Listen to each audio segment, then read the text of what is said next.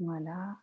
Donc, je vous remercie infiniment d'être présent à ce webinaire organisé par Stop Vogue avec Violetta Beloucha. Je suis Sonia Biche et donc nous allons parler de résilience sexuelle après des violences obstétricales gynécologiques.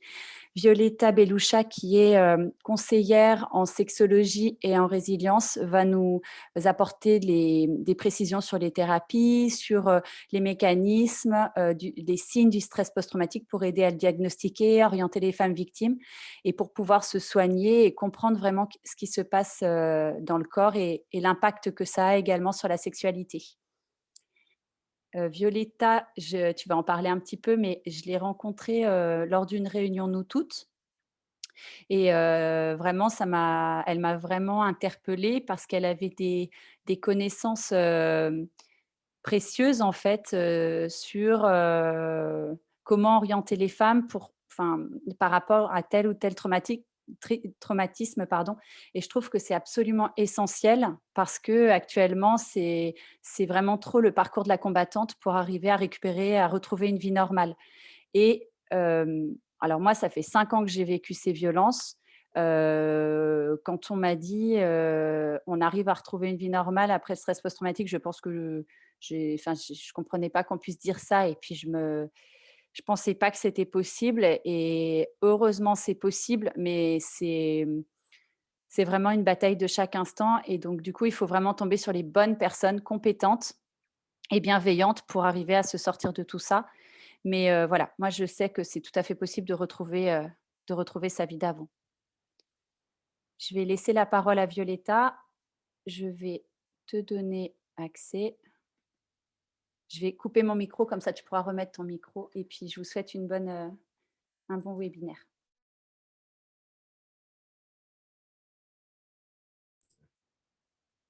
Et bonjour à tous et à toutes. Et j'espère que ça va être enrichissant pour tout le monde. Et parfois, trouver une question précise, c'est déjà un pas vers la résilience. Et donc, c'est vrai que les connaissances sont un appui, mais le fait que nous soyons déjà tous et toutes réunis ce matin pour parler des violences obstétriques et gynécologiques et leurs séquelles, et c'est déjà un pas de résilience collective, en sachant que la santé, c'est toujours lié, la santé individuelle, la santé collective. Bon, je vais me présenter, je ne le fais pas souvent, et Violetta Beloucha, je suis née au Chili, donc mon accent hispanique vient de là-bas. Je suis arrivée en France l'année 2000, et puis j'ai travaillé dans l'éducation universitaire, j'étais professeur universitaire d'histoire du théâtre chilien à l'Université du Chili. Et puis ici, j'ai fait une reconversion professionnelle, mais toujours liée à l'enseignement.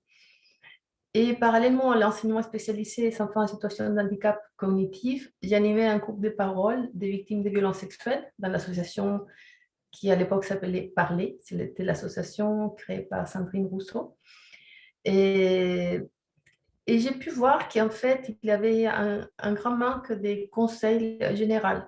Donc, les victimes des divers types de violences sexuelles savaient qu'il y avait un psychologue et psychiatre. Parfois, ce n'était pas très clair qu'est-ce que c'était un psychologue, un psychiatre. Et j'ai pu voir que la sexualité n'était jamais traitée. On pouvait parler de résilience, mais jamais de résilience sexuelle.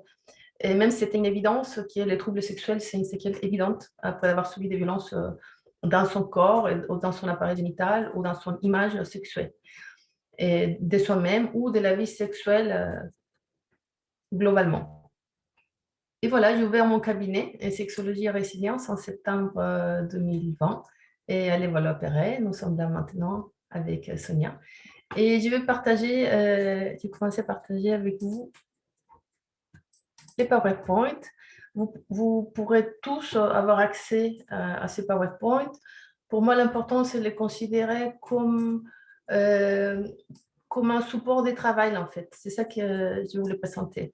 Ça peut être amélioré et je crois que le travail, la connaissance et la résilience, c'est toujours collectif. Donc, il y a un passage entre la connaissance des patientes qui savent mieux que personne quelles sont leurs souffrances, les difficultés et leurs besoins.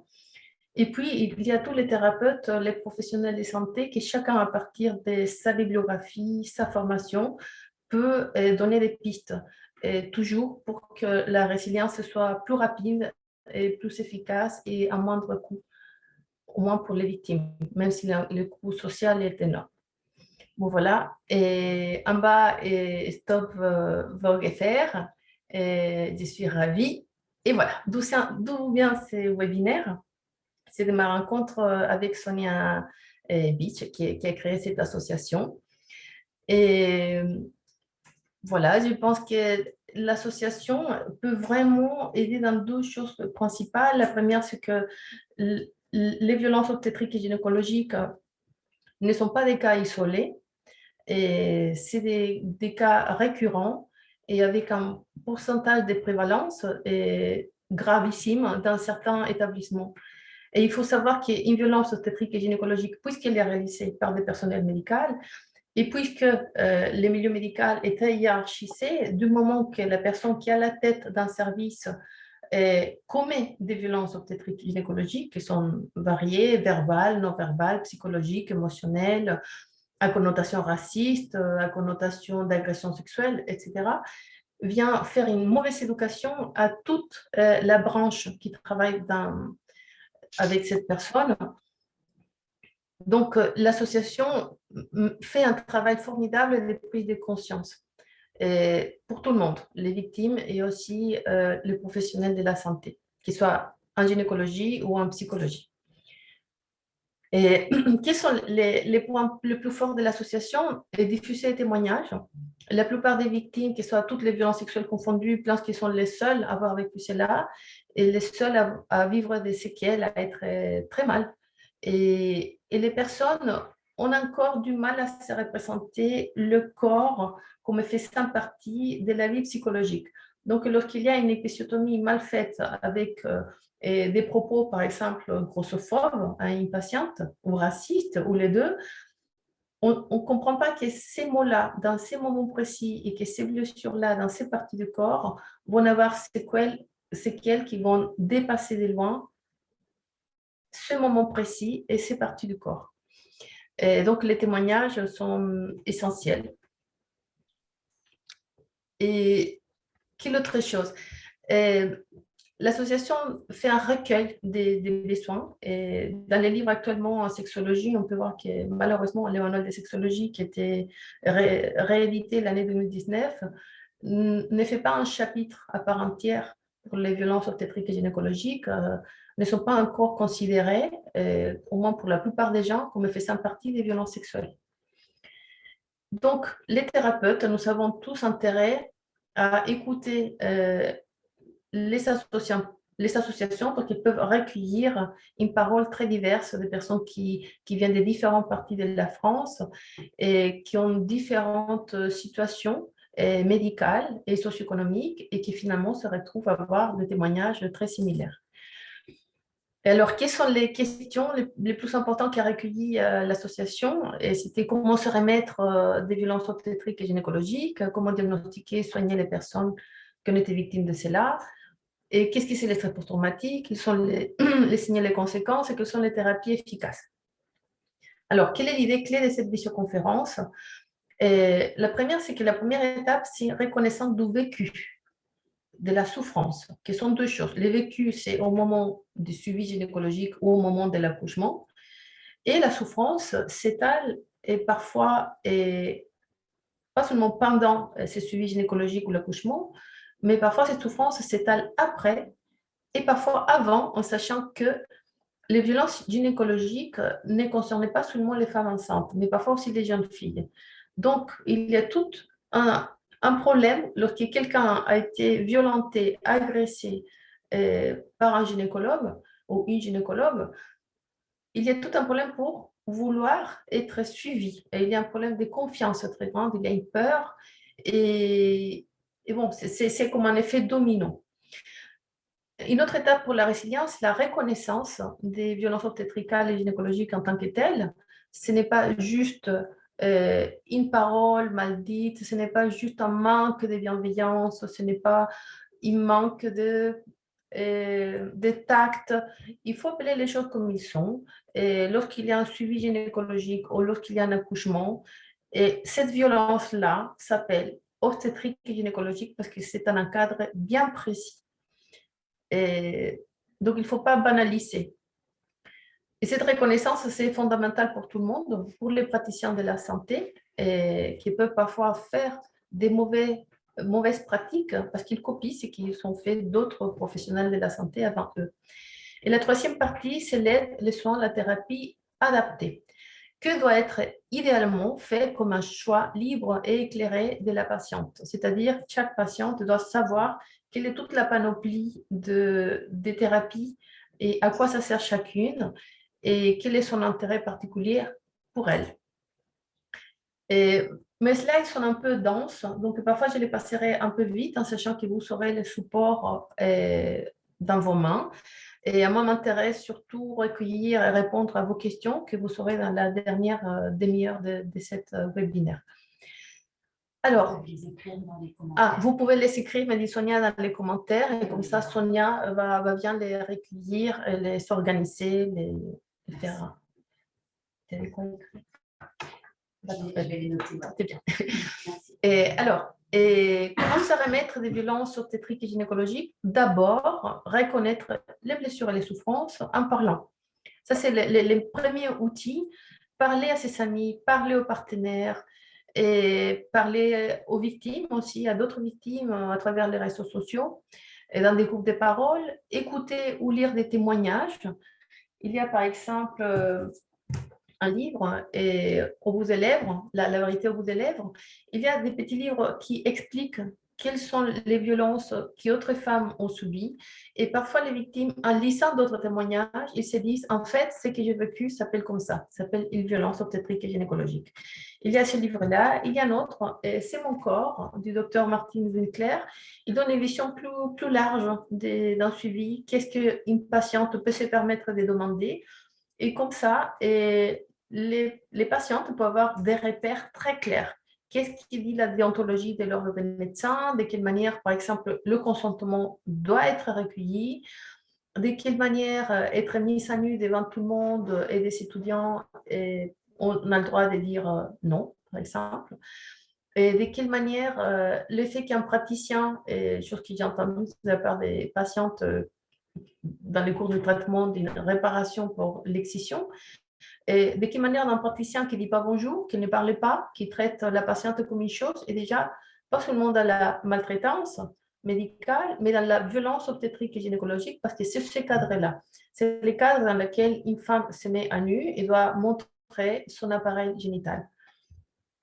Il y a d'autres livres qui sont plus spécifiques, mais qui peuvent servir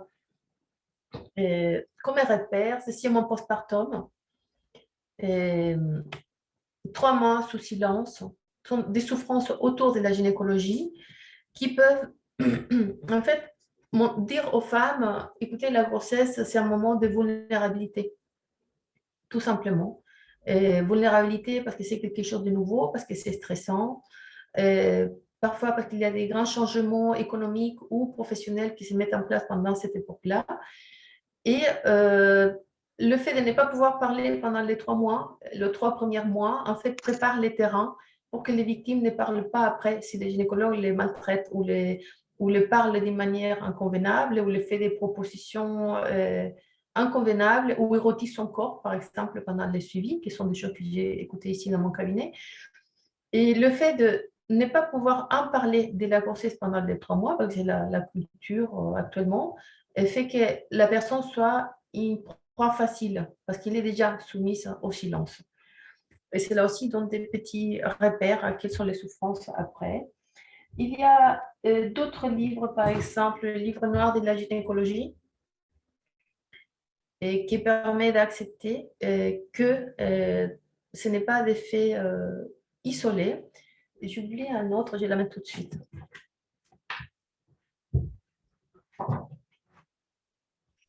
Je ne voulais pas oublier ce livre-là parce qu'il est vraiment magnifique. C'est cette BD, Les cœurs des femmes, et qui, d'une manière tout à fait simple montre quelles sont toutes les violences auxquelles les femmes peuvent être réceptacles dans le suivi gynécologie ou obstétrical. Je vais noter, je vais donner toutes les sources. D'accord, Sonia va vous donner toutes les sources. Alors, donc, comment se remettre? On revient d'abord à la licence, c'est la bibliothérapie, c'est un soutien réel, le travail, prendre connaissance avec les réseaux sociaux. Et puis, bon, ils sont mentionnés ici certains des livres. Il y a une autre question un peu plus générale, mais qui peuvent servir aussi, les bruits en blanc, aussi du docteur Martin Vinclair. Il y a un livre qui s'appelle Hystérique, Histoire de la violence thérapeutique faite aux femmes. Donc, ça donne un cadre d'analyse, c'est-à-dire les violences obstétriques et gynécologiques ont un cadre plus large que c'est la violence faite aux femmes dans les milieux médicaux. Et on peut lire une autre BD que c'est Histoire de la médecine.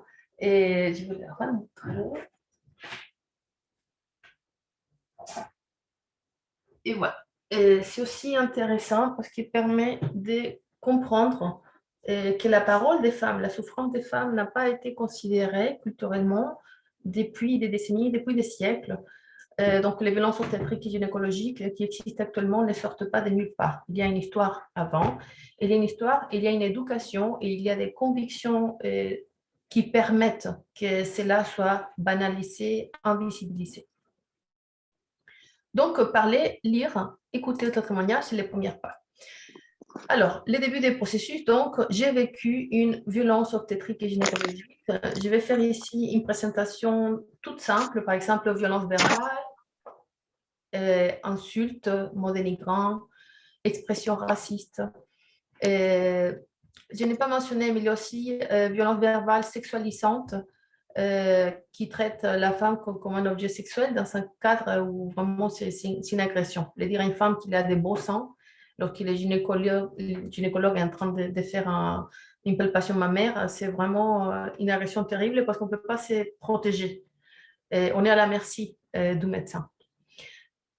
Il y a des violences non verbales, regard méprisant, silence glacial, et la violence psychologique avec un langage soigné. Donc, parfois, ce n'est pas des insultes, mais vraiment, il y a des sous-entendus, il y a une ironie, il y a un jugement moral. Dans cela, je ne l'ai pas écrit, mais il y a, par exemple, la grossophobie. Et beaucoup de femmes le parlent. L'idée, ce n'est pas faire une apologie de surpoids, mais tout en restant dans son rôle de médecin, un médecin peut parler de la santé sans besoin de rabaisser la patiente. Et donc, parler correctement et avec du respect, c'est dit dans une phrase, mais il y a un grand travail à faire en fait, chez plusieurs praticiens. Il y a des violences physiques, la non prise en compte de la douleur. Et ça, c'est terrible parce que la patiente, parfois, elle dit j'ai mal, j'ai trop mal. J'y reçois dans mon cabinet des patientes qui ont de vaginisme et les praticiens sont brutaux, en fait. Ils font un viol, on va le traiter d'une autre manière différente. Il y a des violences liées aux droits fondamentaux, qui c'est, par exemple, ne pas demander le consentement. Il faut savoir que dans la déontologie des médecins, ce n'est pas un service qu'une patiente va demander, c'est son droit. Et la non-reconnaissance des droits reproductifs, une femme a le droit de choisir son mode de contraception et faire un choix libre et éclairé. Et ces droits-là, parfois, restent lettres mortes. Et c'est triste. Et cela, malheureusement, continue avec une éducation à la sexualité défaillante. L'article du Code de l'éducation CL 312 petit-16 n'est pas appliqué. C'est-à-dire que les 3 séances annuelles et obligatoires par tranche d'âge en groupe homogène n'est pas mise en place. Donc, les jeunes filles, ils viennent déjà avec un manque de connaissances. Moi-même, j'ai connu des professeurs ici en Haut-de-Seine qui présentent, par exemple, des planches anatomiques qui ne sont pas mises à jour, ne sont pas complètes. Et dans cette continuité, il y a une ignorance de l'appareil génital, il y a une ignorance de qu'est-ce qu'un médecin ou un professionnel de la santé peut se permettre. Et puis après, on arrive au mauvais traitement et au manquement des droits fondamentaux. L'IVG, il est inscrit dans la loi, ce n'est pas non plus un service qui doit faire un professionnel de la santé. Et ça s'inscrit pas seulement dans la volonté laïque de la France, c'est des droits sexuels et reproductifs qui sont des droits internationaux fondamentaux. Et c'est là, on dirait, qu'il n'est pas encore enseigné dans les cours de sexologie, gynécologie, obstétrice et puis d'autres spécialités. Et c'est là que j'ai pu le savoir pour les thérapeutes eux-mêmes, et que lorsque je les dis, les textes de loi font partie de votre formation, ils me disent non. Alors, il y a des violences sexuelles, les viols, agressions sexuelles, harcèlement sexuel, érotisation de la patiente, violences sexistes et misogynes, et violences avec utilisation du matériel. Et ça, c'est important parce que c'est un viol avec objet. Et il y a des gynécologues qui utilisent le spéculum vraiment comme un objet des viols et des barbaries parce qu'ils peuvent parfois blesser la patiente, lui faire du mal, ne même pas tenir compte même lorsque la patiente explique qu'il a du vaginisme. Donc la brutalité, ce n'est pas un fait isolé. Et c'est là, je pense que les gynécologues ont un grand rôle à jouer pour être très courageux et être capables de nommer les choses telles qu'elles sont devant ses propres pairs ou parfois devant sa hiérarchie. Lorsque tous les praticiens de santé vont faire face à ses collègues qui réalisent des violences ou à sa propre hiérarchie, on va vraiment faire un grand pas vers l'avant. Et alors, comment se remettre? Bon, reconnaître les blessures. On peut utiliser un schéma, et c'est celui que j'utilise pour dire quels sont tous les composants de la sexualité et, par exemple, expliquer que, par exemple, une femme qui ne reçoit pas une contraception parce que le médecin n'est pas d'accord avec son choix, et cela, c'est dans les droits fondamentaux. Donc, la blessure vient s'installer ici dans les contextes juridiques. Il n'y a pas un respect aux lois. Lorsque il y a par exemple un commentaire de grossophobie, où s'installe cette blessure? Bon, l'aspect psychologique, l'image des soins de la patiente. Lorsqu'il y a une ironie ou un traitement méprisant, où peut se trouver cette blessure dans les aspects émotionnels? Bon, chaque aspect, on peut se représenter chacune des violences obstétriques et gynécologiques dans un de ces aspects, ou plusieurs aspects en même temps. Et là, tu as parlé des actes médicaux douloureux, à vif, des choses comme ça. Oui, par exemple, oui, il me dit Sonia, la pratique des actes à vif. Et bon, il faut savoir que d'une part, on trouve cette blessure dans les corps, le fait de ne pas utiliser une anesthésie qui pourrait être faite et infliger cette douleur de manière volontaire et va s'inscrire pas seulement dans les corps, mais dans la mémoire corporelle de la patiente et va dérégler même son système nerveux autonome. Donc la blessure, ce n'est pas juste dans les tissus autour de la vulve, mais elle va dans les systèmes nerveux et dans sa mémoire. Donc elle s'installe aussi dans des aspects psychologiques. Et puis après, on va voir que les séquelles à moyen terme, c'est les liens affectifs, interpersonnels. Par exemple, avec les nouveau-nés, une femme qui était traumatisée pendant l'accouchement ne va pas avoir la disposition pour faire un attachement convenable avec les nouveau-nés. Donc, on parle des séquelles dans la 12e génération. Et une femme qui, par exemple, on va dire, a reçu les points du mari, que c'est cette pratique moyenâgeuse de fermer le vagin avec 2 points de suture de telle manière que l'orifice vaginal reste plus rigide, va les poser des problèmes, va avoir des douleurs, des dyspareunies pendant les rapports sexuels, et cela va créer des problèmes sexuels, pas seulement pour la patiente, mais dans les relationnels avec son partenaire. Et toutes ces souffrances pourraient être évitées avec des personnels médicaux qui, par exemple, utilisent l'anesthésie lorsqu'il faut. Il arrête de faire ce type de pratiques, les points du mari, qui vraiment, c'est une barbarie. Comment diagnostiquer? Alors, d'abord, l'autodiagnostic, il n'y a personne de mieux placé que la propre femme ou la personne avec vulve qui a subi cela pour décrire comment et dans quelle intensité elle souffre. Ce n'est pas un médecin, c'est là on le voit souvent, de dire non, vous ne souffrez pas. Ce n'est pas un médecin d'évaluer la douleur, c'est à chaque patiente de dire quelle est sa douleur. il y a un système très simple, dire, vous savez, la douleur, madame, de 0 à 10, se trouve où? Donc, ce n'est pas aux professionnels de la santé de venir nier la parole de la patiente. Et beaucoup des femmes viennent douter d'elles-mêmes, mais doivent s'affirmer, de dire non, mais je sais mieux que personne où j'ai mal et combien j'ai mal et quand ça a commencé cette douleur. Et puis, il y a d'autres types de diagnostics, qui sont une expertise en blessure corporelle. On peut voir d'autres gynécologues ou un... Oui, merci pour ceux qui ont la tout éteindre les microphones, merci. Et on peut voir aussi qu'il y a des sexologues qui ont la double casquette, médecins sexologues. Donc, c'est important de faire une contre-expertise pour les blessures corporelles. Pour les blessures émotionnelles, affectives, psychologiques, il y a des psychologues cliniques. Et pour l'expertise des blessures psychiques, il y a les psychiatres, les psychotraumatologues et parfois d'autres spécialistes qui viennent de ces deux branches, ou de la psychiatrie ou de la psychologie, et qui ont eu une formation concernant les thérapies plus poussées. Alors, et comment soigner les personnes? Les soins, il faut le rappeler, doivent être adaptés aux blessures.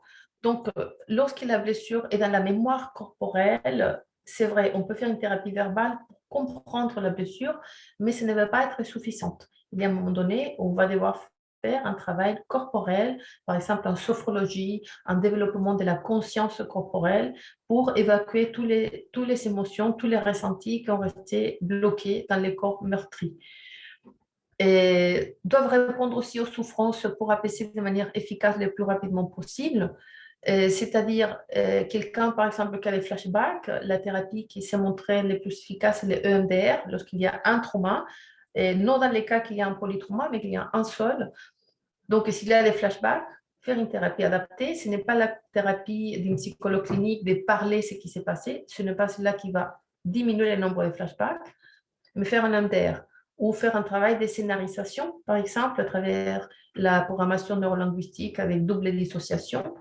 Donc, l'idée, c'est vraiment considérer que les soins doivent être adaptés à la personne et aux blessures. C'est-à-dire, la patiente, ce n'est pas juste une unité, c'est un ensemble de symptômes et parfois, chaque symptôme va répondre de manière favorable à différents types de thérapies. On va les traiter plus en profondeur plus tard. Et dans la plupart des cas, le suivi doit être donc pluridisciplinaire et doit aussi répondre aux convictions, aux souhaits de chaque patiente. Il y a des patientes qui ont vécu l'inceste, des viols, violations conjugales et en plus violences obstétriques et gynécologiques.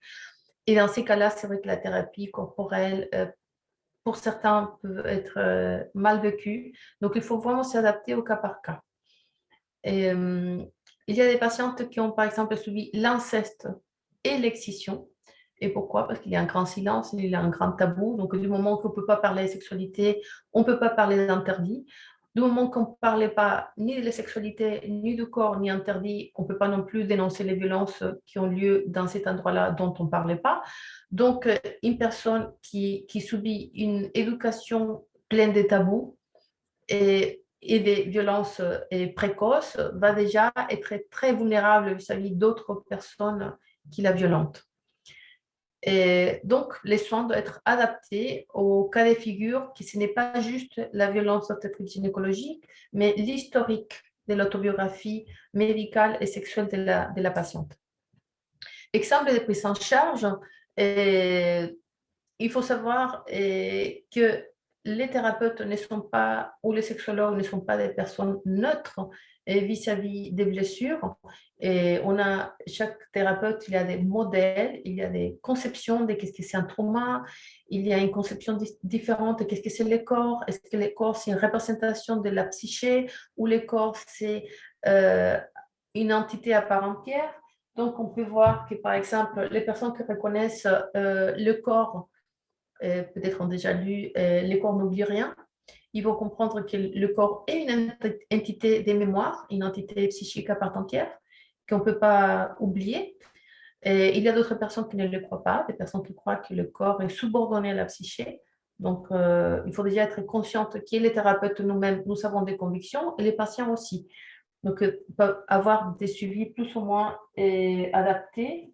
Il y a d'autres livres qui prennent la défense du corps comme une entité à soigner à part entière, notamment avec une mémoire corporelle. On trouve, par exemple, les traumas et les corps, une approche sensorimotrice de la psychothérapie. Il y a d'autres types de livres. Bon, c'est là, je sais qu'il me l'a envoyé, elle, des États-Unis, la bête Rothschild, Le corps se souvient.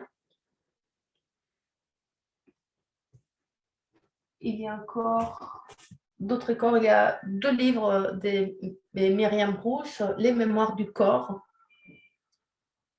Lorsque les gynécologues, les obstétres vont comprendre que les blessures faites dans une épisiotomie, ça ne s'arrête pas au moment de l'épisiotomie, que le corps il a une mémoire, lorsqu'ils auront accepté et compris cela, je crois que la prise en charge va changer énormément. Et il y a un autre, bon, le deuxième de Myriam Bruce, Votre corps a une mémoire. Et ces livres, peut-être, c'est très intéressant pour les patientes elles-mêmes, comme c'est là, les 2 livres de Myriam Bruce. Par contre, cet autre livre est plutôt pour des thérapeutes ou des professionnels. Mais cela n'empêche pas, parfois aux victimes, aux patientes, de les lire elles-mêmes. Et il y a beaucoup de victimes qui deviennent des patients experts. Et malheureusement, ce n'est pas compris encore dans les milieux de la violence obstétrique et gynécologique, mais j'espère que ça va le devenir. Je pense que ça va permettre d'accélérer le changement des mentalités. Donc, on revient encore, la prise en charge, et en dehors de ces convictions, et il y a comment traiter, par exemple, l'hypervigilance, le sursaut, l'état de nervosité, l'irritabilité, les troubles du sommeil, l'anxiété généralisée.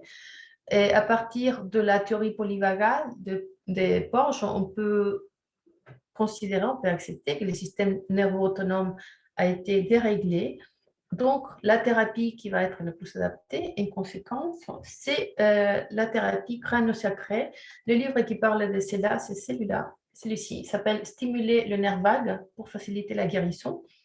Et il y a plein d'exercices très simples. Bon, il y a déjà des planches qui expliquent bien comment le nerf vague, de quelle manière traverse beaucoup, plusieurs organes, et ça permet de comprendre pourquoi les violences sexuelles en général, dont la violence obstétrique et gynécologique fait part, vient dérégler le cœur, la respiration, les intestins, la vessie.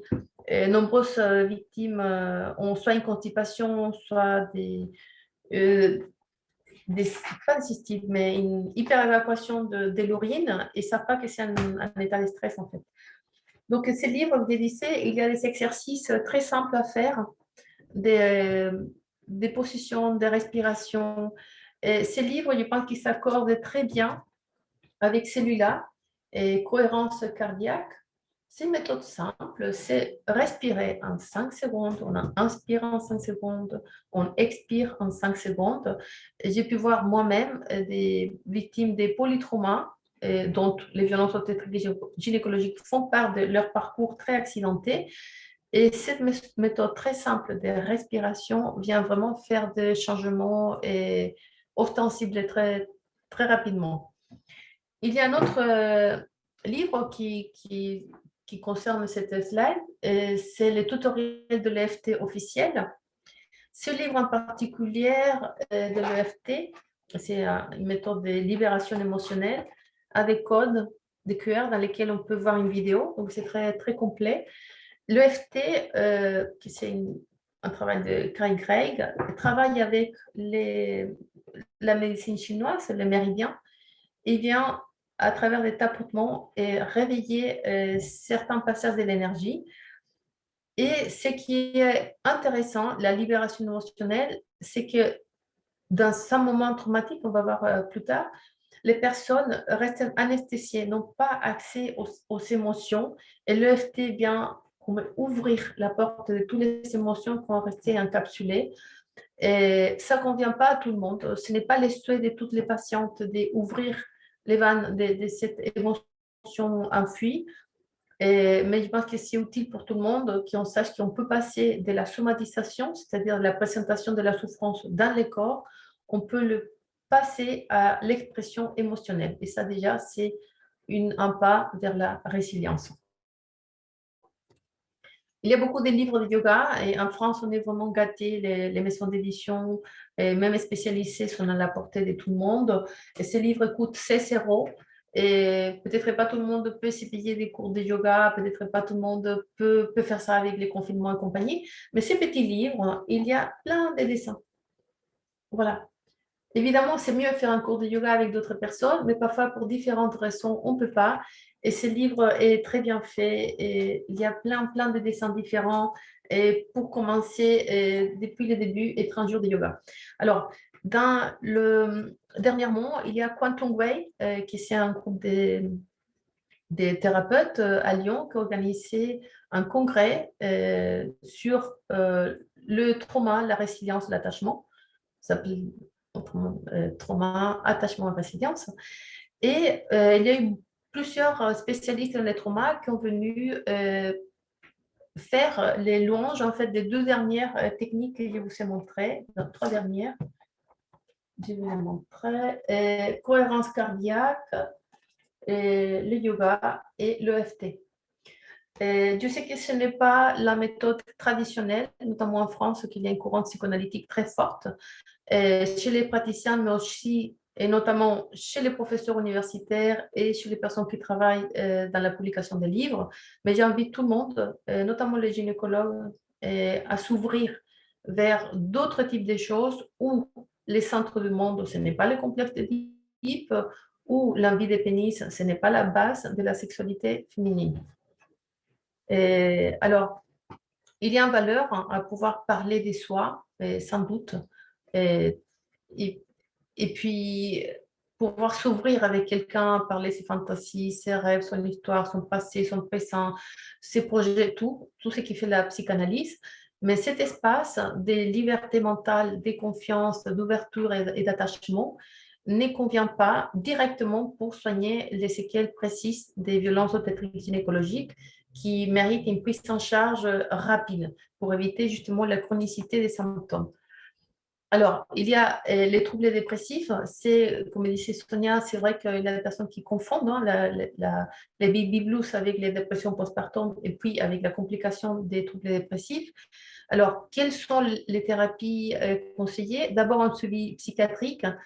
C'est indispensable. Il y a des personnes qui ont décidé suicidaires juste comme une soupape émotionnelle et du moment qui vient cette idée de comment ils vont se suicider, les personnes se détendent et en fait fonctionnent juste comme une soupape.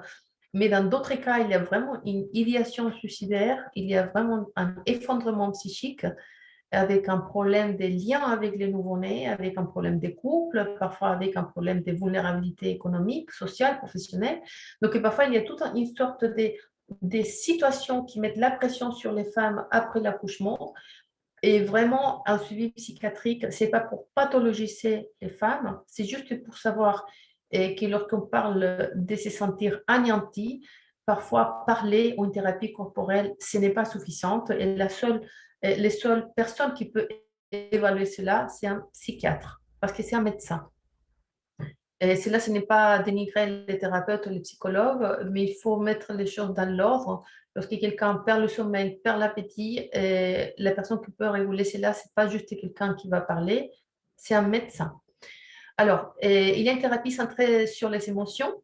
Il y a même un centre à Paris. C'est une thérapie où on fait des exercices avec de la chaise, on peut parler dans différents rôles et c'est très important, c'est très efficace vraiment. Et c'est permettre, beaucoup de victimes ont des visions très différentes et contradictoires par rapport à sa propre souffrance et ses vécus. J'ai déjà parlé de l'EFT. Quelque chose que je n'ai pas parlé, c'est l'ICV, l'intégration des cycles de vie. J'invite tout le monde à voir le travail de Johannes Smith. Il a fait plusieurs publications, commençant pour la traduction de travail de Peggy Pace des États-Unis. Peggy Pace, elle était une thérapeute EMDR qui avait beaucoup de cas des polytraumas avec dissociation complexe. Elle ne savait pas trop comment apaiser et travailler avec l'EMDR, avec ce patient-là, fortement dissocié, fortement déréglé. Et en fait, déréglé, je veux dire, dans les fonctionnements psychiques. Et elle a découvert par hasard qu'il y a une méthode qui marche bien, c'était le travail des lignes de vie. Pour des motifs de temps, je ne peux pas approfondir cela, mais j'invite tout le monde, lorsqu'il y a un polytrauma, et de lire sur l'ICV et sur Joanne Smith. Elle explique, par exemple, dans une vidéo, qu'est-ce que c'est les souvenirs traumatiques. Elle explique très bien. Je vous invite à la voir directement. Il y a la thérapie cognitivo-comportementale et la sophrologie. Pourquoi je mets les signes plus? Parce qu'ils travaillent bien en binôme. Et je pense que dans la résilience, qu'elle soit globale ou sexuelle, très spécifiquement, c'est-à-dire trouver ou retrouver l'envie de jouir de son propre corps et de partager dans la joie et le consentement avec un autre adulte consentant, évidemment.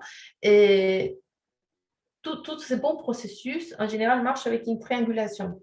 Il y a une thérapie verbale, une thérapie corporelle et une autre mise de sens. Et ce sens, parfois, c'est une lecture féministe. Donc, je vous invite à lire, ça vient de sortir, La grande histoire du féminisme.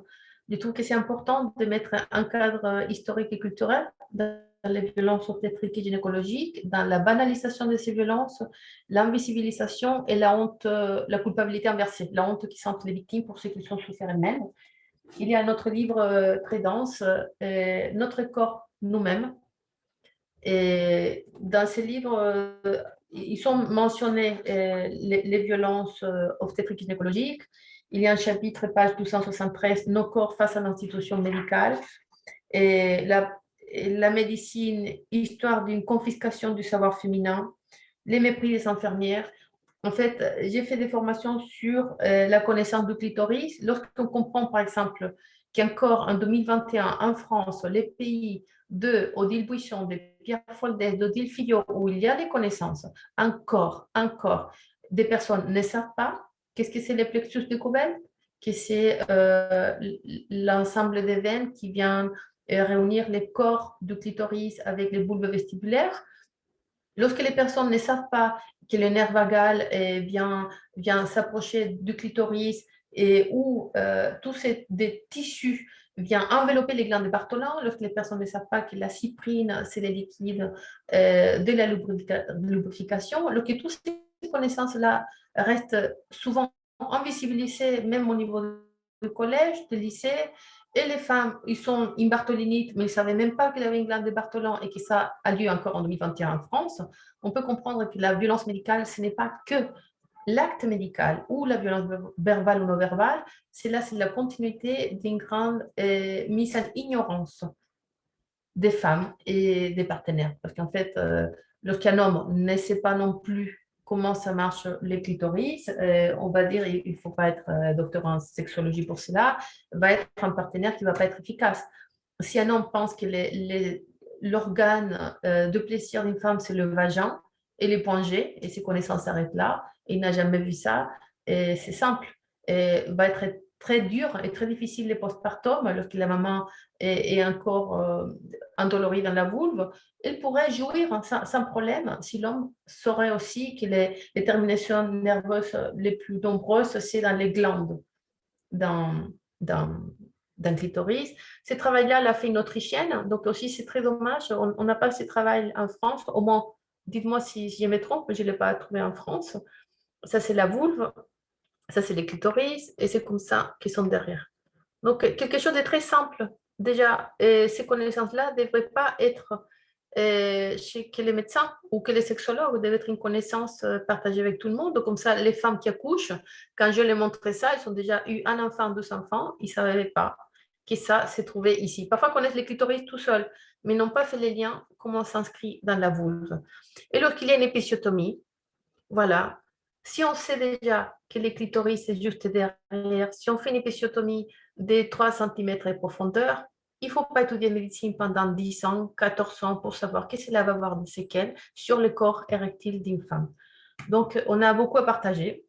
Et bon, on revient aux troubles dépressifs, la thérapie cognitivo-comportementale, toutes les connaissances des représentations mentales font partie du travail des guérissons.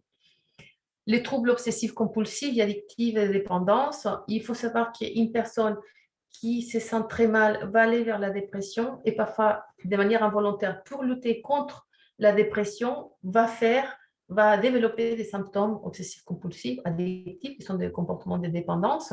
Donc, un des comportements de dépendance les plus connus, même si souvent on ne l'appelle pas comme ça, on ne fait pas les liens entre l'addiction et les troubles de comportement alimentaire.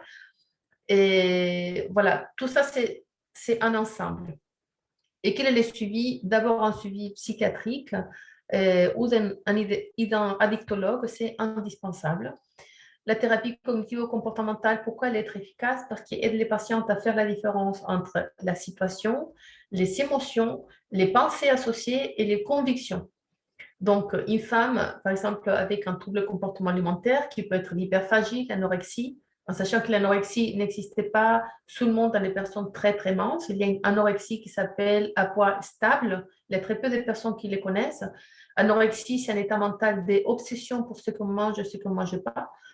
Donc, il existe l'anorexie à poids stable. Et où on trouve cela? En demandant à la personne, est-ce que vous pensez à la nourriture tout le temps? Bon. Et en dehors de ça, il y a l'hyperphagie, il y a la boulimie et il y a le mélange entre un et l'autre. Il y a aussi l'orthorexie, c'est-à-dire une obsession pour la nourriture parfaite. Parfaite dans le sens de pas trop gras, vraiment une obsession pour la précision. Il n'y a aucun plaisir en fait. Il y a vraiment une obsession pour ce qu'on doit ou on ne doit pas manger. Et la thérapie cognitivo-comportementale permet vraiment aux patients de faire la différence. C'est ça mon comportement, c'est ça que j'y crois vraiment et c'est ça ce qui me fait faire des boucles toute la journée. Encore la thérapie centrée sur les émotions parce que les troubles obsessifs, les troubles addictifs de dépendance surgissent seulement s'il y a un trouble sur les émotions. S'il n'y a pas un trouble émotionnel, on ne va pas développer des troubles obsessifs compulsifs. Ce sont des manières involontaires de s'apaiser, de se calmer ou au contraire de se donner de l'énergie et lutter contre l'anéantissement émotionnel. Il y a d'autres techniques qui vont bien ensemble, de nouveau avec cette idée de triangulation, c'est le PNL, le MDR, l'ICV, l'hypnose ericksonienne qui permet d'acquérir le lieu de sécurité psychique et le FT dont on a déjà parlé, la libération émotionnelle. Alors, thérapie efficace pour traiter les troubles sexuels. De nouveau, la thérapie cognitivo-comportementale, parce que la sexualité, on va aller voir un peu plus loin, fait partie, c'est un ensemble où il y a des représentations mentales. La sexualité, ce n'est pas le comportement sexuel, ça c'est juste une partie de la sexualité. Les suivis en sexothérapie individuelle, je les préconise, et il y a des personnes qui pensent que la sexualité se joue dans les couples. Personnellement, je ne suis pas d'accord. Je sais que je ne suis pas représentative de la majorité des sexologues, mais je ne suis pas d'accord que c'est dans les couples que ça se joue. Ça se joue à l'intérieur de chaque personne, notamment dans les femmes qui ont, je n'ai pas montré le livre, il y a un livre qui le décrit très bien, La charge sexuelle, des éditions First. Donc, la femme n'est pas égale de l'homme parce qu'il y a des injonctions de beauté. Et on peut lire Beauté fatale de Mona Chollet. Il y a des injonctions des désirs sexuels où la femme doit être au service du désir de l'homme. Et donc, moi, je préconise la thérapie, sexothérapie individuelle. Et pour ce que j'ai pu écouter d'autres collègues, lorsqu'il y a des couples, en fait, chacun a des idées différentes de qu'est-ce qu'il veut mettre en place pour qu'est-ce que c'est leur propre concept de santé sexuelle et des jouissances ou des plaisirs sexuels ou d'équilibre sexuel ou d'équilibre de la vie de couple avec une vie sexuelle. Donc, je crois que les suivis individuels, en fait, est beaucoup plus efficace, notamment si on parle de troubles sexuels issus d'une violence obstétrique et gynécologique. Alors, thérapie efficace pour traiter un stress post-traumatique, je me répète un peu, il faut faire la différence entre une situation traumatique unique et une violence obstétrique gynécologique dans un historique très accidenté, très traumatique. Quand il y a un historique de plusieurs traumas, la thérapie qui convient le mieux, c'est l'ICV parce qu'il permet à la patiente d'avoir un sentiment d'axe, un sentiment d'unité. En général, il y a aussi une dissociation. On n'arrive pas à faire un trouble de la personnalité, mais il y a une dissociation très forte qui a commencé au moment du trauma. Et l'ICV permet à la patiente de se sentir bien, rassurée et aussi de travailler son attachement. Et c'est qu'en général, c'est aussi blessé soit en tant que fille, soit en tant que mère. Et l'MDR, encore qui est pour le trauma spécifique, la sophrologie, PNL, je passe à l'image suivante. Qu'est-ce que le stress post-traumatique? Et je pense que c'est bien de rappeler que c'est une réaction humaine naturelle et probable. J'ai oublié le chiffre, il y a des spécialistes qui les donnent, mais j'ai oublié. Mais il y a un pourcentage de personnes qui va faire face à une situation traumatique un stress post-traumatique et d'autres personnes non, vont le réabsorber. Ça, on va le voir dans le slide suivant. Et il peut être diagnostiqué 1 à 6 mois après la situation traumatique. La seule personne qui peut diagnostiquer un stress post-traumatique, c'est un psychiatre. Et le stress post-traumatique, c'est un état neurophysiologique et psychique. Et pourquoi c'est important de le dire? C'est neurophysiologique parce que ça concerne les systèmes nerveux. Ce n'est pas que les croyances. C'est pour ça que c'est pas qu'il y a un psychologue qui peut traiter le stress post-traumatique parce que ça ne concerne pas quelque chose de modulable à partir de langage verbal. C'est quelque chose qui est dans le fonctionnement lui-même du cerveau et certaines parties du cerveau. Et c'est aussi le stress post-traumatique, un ensemble de 4 familles de symptômes. En général, on dit 3, mais au travers des travaux au Canada et sur les vétérans de guerre, il est beaucoup plus pertinent de parler toujours des 4 familles de symptômes. Les premières sont les symptômes intrusifs, ce dont on connaît le plus, c'est le flashback, c'est les cauchemars et c'est les réviviscences. Les réviviscences, c'est revivre encore les mêmes douleurs qu'on a vécues pendant le trauma. On peut l'appeler aussi douleur fantôme. Et les patientes concernées vont le comprendre très vite. Qu'est-ce que c'est? L'évitement, les symptômes d'évitement, c'est éviter les lieux, éviter, par exemple, ne plus aller chez le gynécologue. C'est triste, mais on trouve cela aussi. Et l'évitement, ça peut être ne pas avoir un deuxième enfant.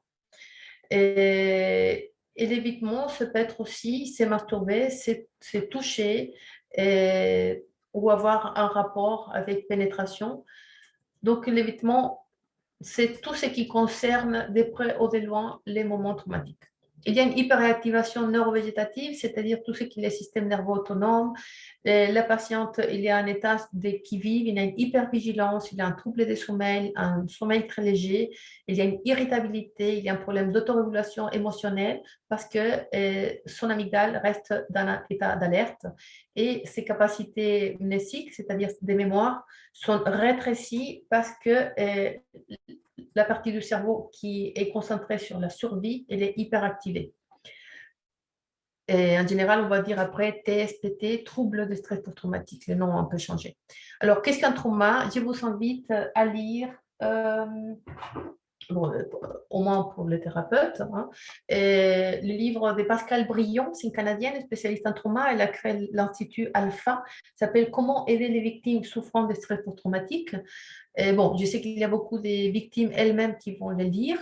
Rappelons-nous qu'il y a beaucoup de patients experts en France, parce qu'en France, on a la chance d'avoir beaucoup de livres à portée de nous.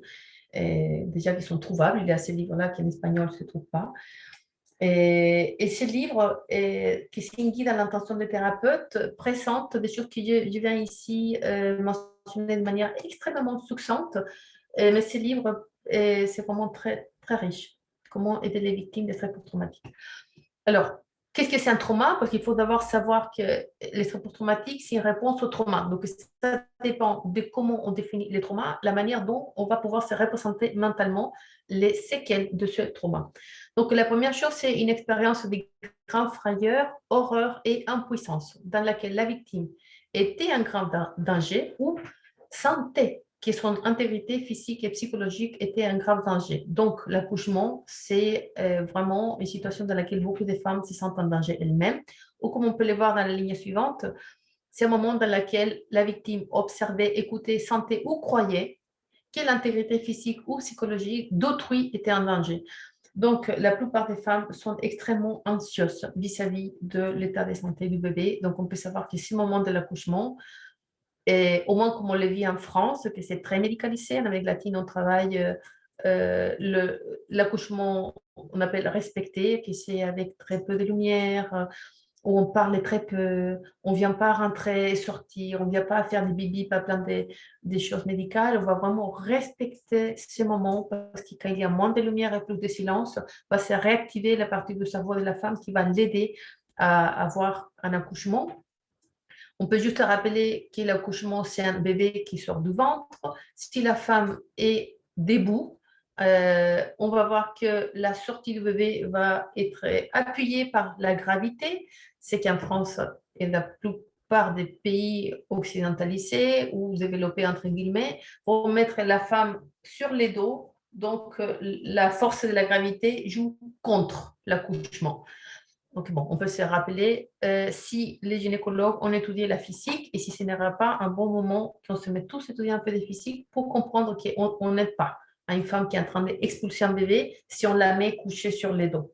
Et que ce serait mieux peut-être de reconnaître que là, tel comme nous fait comprendre la crise planétaire écologique, que d'une part, le développement des techniques peut être très bon, mais du moment qu'on se rend compte que la technique vient entraver des processus naturels qui seraient mieux, je pense qu'il faut un peu de flexibilité mentale pour que chaque étudiant en gynécologie et obstétrice puisse mettre les doutes scientifiques sur les connaissances qui sont transmises par sa propre hiérarchie. Et ça dans tous les domaines, que ce soit Freud ou que ce soit les pères de la gynécologie. Bon. Qu'est-ce que c'est un trauma aussi? C'est un stimulus inconditionnel aversive, avec une structure de la peur. Pour des motifs de temps, je ne peux pas développer ici, mais grosso modo, c'est pendant un trauma, il y a plusieurs éléments. Et dans un état de stress post-traumatique, et au lieu d'avoir que cet ensemble d'éléments crée les traumas, les sentiments d'horreur et de peur, après, chacun des éléments par lui-même va venir déclencher la réaction de peur extrême. Donc, avant, c'était l'accouchement violent avec une épisiotomie, faite à vif, etc., qui était traumatique. Et après, quelqu'un avec une mémoire traumatique va faire que les éléments en métal génèrent de la peur, voir un médecin génère de la peur, voir un gynécologue génère de la peur, être malade en position allongée chez les journalistes provoque la réaction de peur. Donc, ce n'est plus l'ensemble des éléments qui créent la frayeur, l'impuissance, la terreur, mais c'est tous les éléments par séparé. Ça, c'est les structures de la peur, avec une des théoriciens du trauma, que c'est Foix, l'année 1986. Après, il y a d'autres idées, comme quoi c'est juste un ensemble d'informations qui n'a pas pu être assimilées, d'où l'importance, par exemple, de la thérapie cognitivo-comportementale. D'autres disent que ce qui n'a pas pu être intégré, c'est la connaissance cognitivement et émotionnellement, les émotions, d'où l'importance de l'EFT. Et puis, d'autres personnes, comme par exemple le théoricien Porges, dit que l'événement, la trauma, c'est juste un événement qui dérègle le système nerveux autonome. Il y a une vidéo très riche qui a été traduite en français par Quantum Way. J'invite à voir le site Quantum Way à YouTube. Et la vidéo explique très bien la théorie polyvagale. Donc, on vient à l'idée que selon comment on comprend un trauma, on va voir qu'est-ce qu'on croit que c'est le stress post-traumatique et donc qu'est-ce qu'on considère que c'est une thérapie adaptée. Alors, dans mon modèle pour la sexualité, je passe en revue quelles sont les expériences quotidiennes d'une personne ayant un stress post-traumatique. Du point de vue physique, il va y avoir un trouble de sommeil, l'anxiété, la fatigue, une grande fatigue. Il va y avoir des symptômes émotionnels, irritabilité, saut de l'humour, peur envahissante, jusqu'au moment de transpirer ou de trembler ou d'être désorienté. Et il va y avoir des peurs envahissantes et grandissantes, c'est-à-dire avant la peur était ça et après c'était beaucoup plus grande. Et une tristesse, parfois des crises de rage, culpabilité. Et dans les aspects affectifs interpersonnels, il va y avoir un détachement parfois des autres, un repli sur soi. Du point de vue psychologique, il va y avoir un mal-être, une confusion, une sensation de vivre un problème non résolu. Problème de latence qui vraiment est terrible lorsque c'est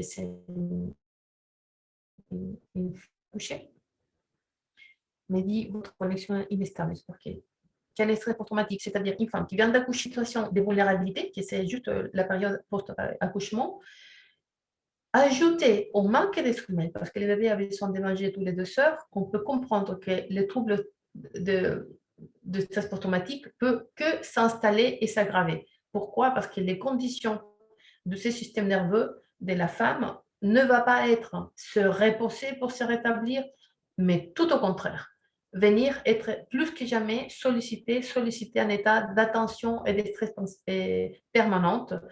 Donc, il ne faut pas étudier un doctorat en psychologie, il faut juste comprendre une violence obstétrique et gynécologique pendant l'accouchement a plus de probabilités de déclencher un stress post-traumatique qu'un accident de rue. Parce que quelqu'un qui a un accident de la voiture va pouvoir après aller à l'hôpital et dormir, être tranquille et s'occuper de sa santé. Une mère, au contraire, doit venir allaiter et mettre en place, selon sa famille, s'il y a plus d'enfants ou autre, s'occuper de tous les restes, il va négliger sa santé, il ne va pas s'occuper d'elle. Donc, les symptômes vont que s'installer et s'aggraver. Du point de vue psychique, il peut y avoir d'autres expériences quotidiennes, l'état dépressif, des comportements compulsifs ou des contrôles, que ça peut être manger plus ou manger moins. Et une vie de famille compliquée, non épanouissante ni ressourçante, elle peut avoir le sentiment d'être à part et d'être incomprises. Donc, beaucoup de femmes pensent qu'elles vivent très mal les post-accouchements. Ils pensent que c'est le mari, les couples, l'enfant. Et en fait, ne savent pas que ce sont juste les séquelles de la violence qu'elle a vécue pendant l'accouchement ou pendant le suivi et l'accouchement ensuite. Alors, quelles sont les conséquences pour les couples? Et je pense que je vais juste les montrer pour écouter les questions. Il faut savoir que les comportements sexuels sont juste une partie de la vie de couple, ce n'est pas tout, mais selon les croyances de chacun, il y a une grande pression culturelle pour dire oui, il faut reprendre la vie sexuelle, donc comprenant de manière très réductrice que reprendre la vie sexuelle, c'est la pénétration du pénis dans le vagin. Et donc, cela met une énorme pression sur les couples et sur la femme qui a vécu un accouchement. Quelles sont les pistes que je donne pour finir?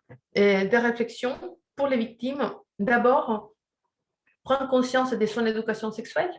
Quelles sont ses connaissances en anatomie, les droits sexuels et reproductifs.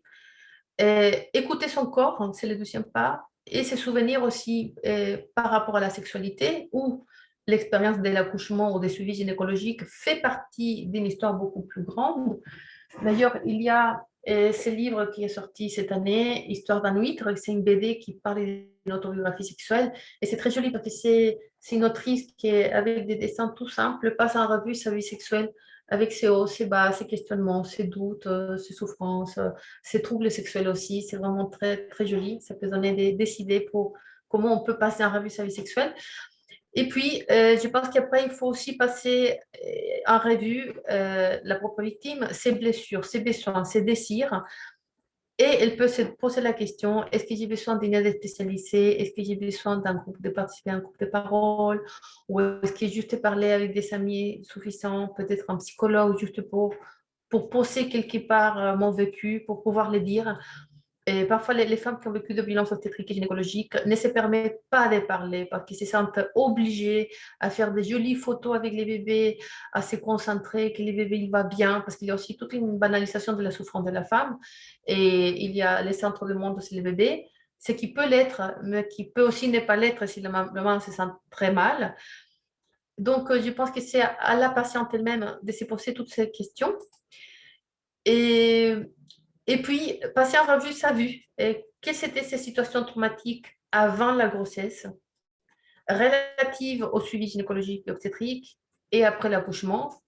Il faut rappeler aussi que la grossesse est une période qui s'appelle de transparence psychique, dans laquelle beaucoup de femmes vont avoir un ressurgissement des mémoires émotionnelles qui viennent parfois de l'enfance.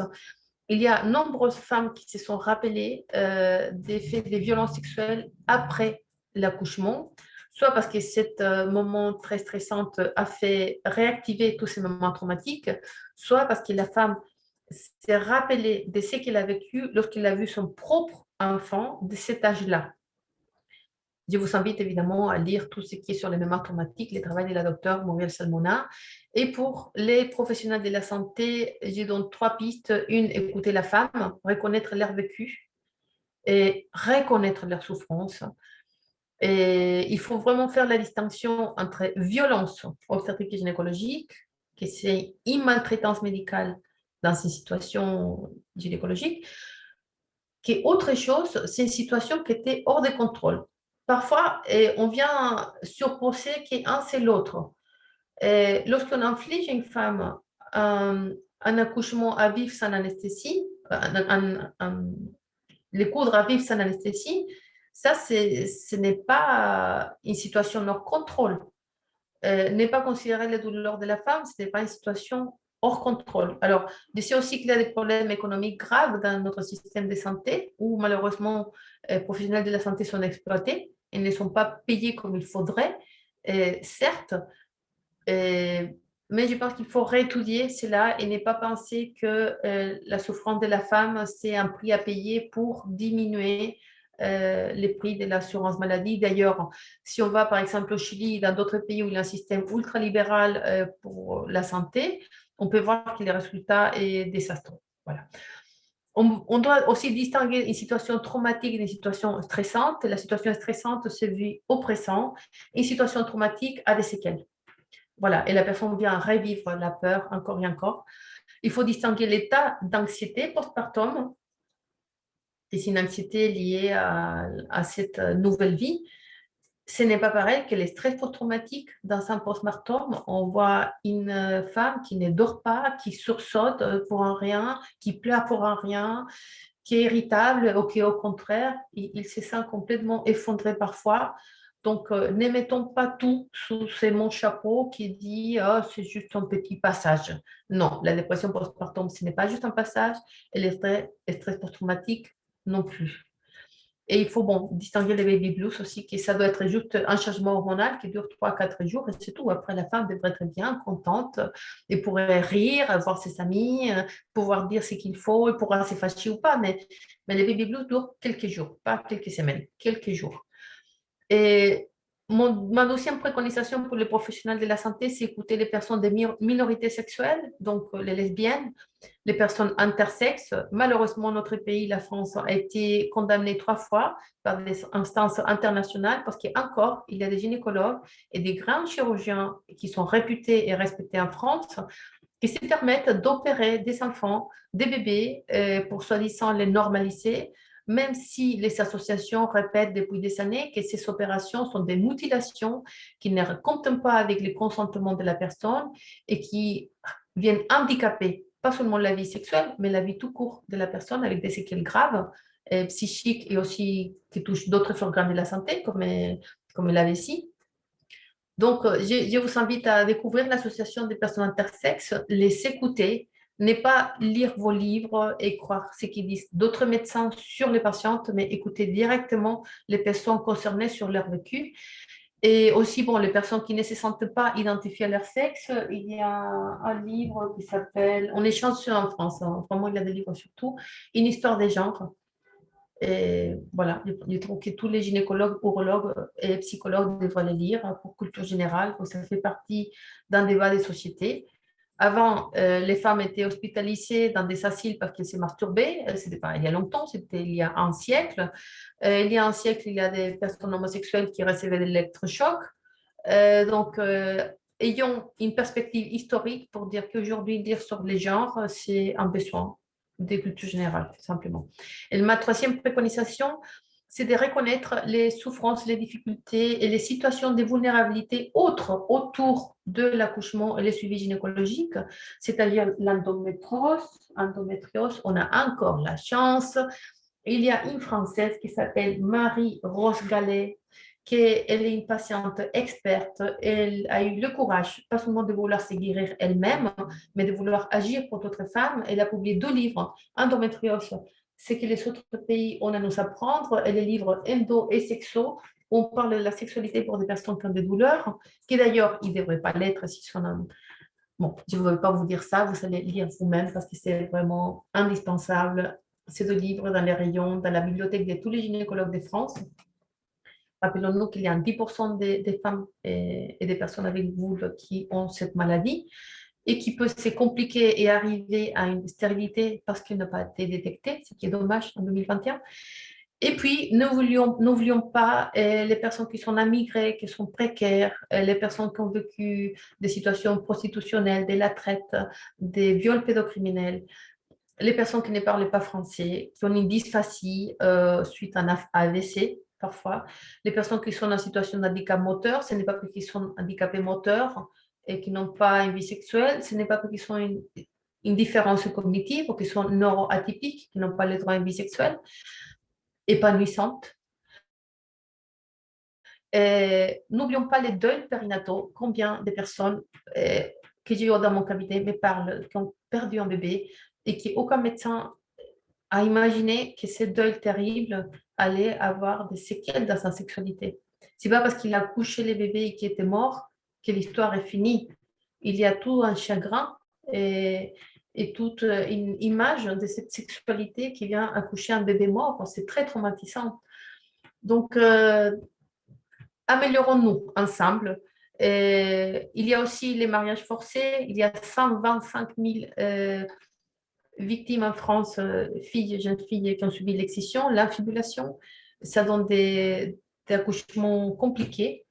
Bon, il y a plein d'autres livres qui sont certains positifs pour rester sur une note positive. Je ne serais jamais arrivée là si. Donc, je vais, pour finir, saluer le travail de Sonia parce que c'est formidable. Ce qu'il a fait pour protéger les femmes, parce que déjà, avoir conscience qu'il y a des femmes qui ont besoin de la prise de parole, c'est bien. C'est salutaire. Merci.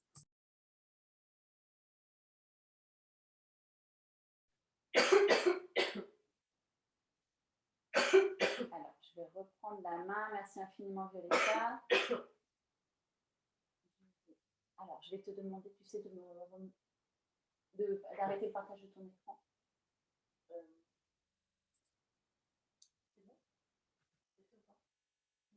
Alors, arrête le partage de l'écran. Non, pour l'instant, c'est encore... Tu veux finir ici? Alors, un instant, ouais. Merci.